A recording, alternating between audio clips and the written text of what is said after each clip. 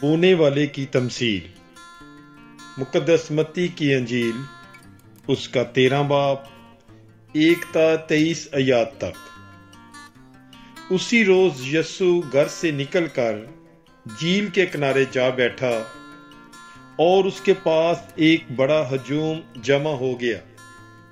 वो एक कश्ती पर चढ़ बैठा और सारा हजूम किनारे पर खड़ा रहा और वो उनसे बहुत सी बातें तमसीलों में कहने लगा कि देखो, बोने वाला बीज बोने निकला और बोते वक्त कुछ राह के किनारे गिरा और परिंदों ने आकर उसे चुग लिया, और कुछ पथरीली जमीन पर गिरा जहां उसे बहुत मिट्टी ना मिली, और गहरी मिट्टी ना मिलने के सबब से जल्द उगा, लेकिन जब सूरज निकला तो वो जल गया और जड़ ना रखने के सबब से सूख गया।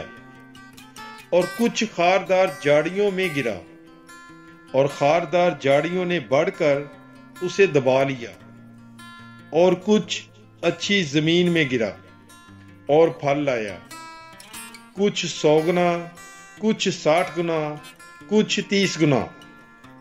जिसके कान हो वो सुन ले। तब शागिर्दों ने पास आकर उससे कहा, तू उनसे तमसीलों में क्यों कलाम करता है? उसने जवाब में उनसे कहा कि आसमान की बादशाही के बेदों की मार्फत तुम्हें बख्शी गई है, लेकिन उन्हें नहीं बख्शी गई, क्योंकि जिसके पास है उसे दिया जाएगा और उसके पास अफराद से होगा, मगर जिसके पास नहीं उससे वो भी ले लिया जाएगा जो उसके पास है। मैं उनसे इसलिए तमसीलों में बात करता हूं क्योंकि वो देखते हुए नहीं देखते और सुनते हुए नहीं सुनते और नहीं समझते। और उन्हीं में अशाया की नबूवत पूरी होती है कि तुम सुनते हुए सुनोगे पर हरगिज ना समझोगे, और देखते हुए देखोगे पर हरगिज ना पहचानोगे, क्योंकि इस कौम का दिल शहीम हो गया और वो कानों से ऊंचा सुनते हैं और अपनी आंखों को बंद कर रखा है, ऐसा न हो कि आंखों से पहचाने या कानों से सुने और दिल से समझकर रजू लाएं और मैं उन्हें शिफा बख्शूं।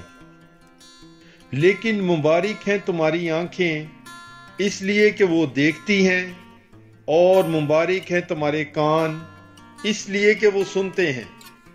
क्योंकि मैं तुमसे सच कहता हूं कि बहुत से नबी और रास्तबाज आरजूमंद थे कि जो तुम देखते हो देखें पर ना देखा, और जो तुम सुनते हो सुने पर ना सुना।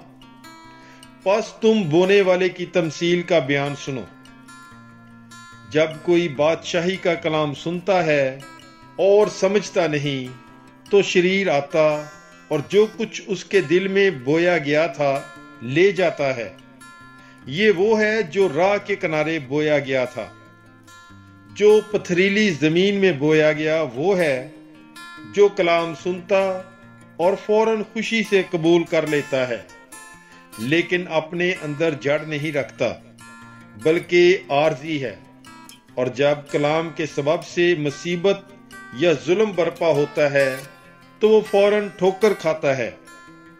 और जो खारदार झाड़ियों में बोया गया ये वो है जो कलाम को सुनता है, पर दुनिया का फिक्र और दौलत का फरेब कलाम को दबा देते हैं और वो बेफल रह जाता है। लेकिन जो अच्छी जमीन में बोया गया ये वो है जो कलाम को सुनता और समझता है और फल भी लाता है। कोई 100 गुना फल देता है, कोई 60 गुना, कोई 30 गुना। पाक कलाम के पढ़े और सुने जाने पर खुदावंद की बरकत हो, खुदा का शुक्र हो। God bless you. Bible is life.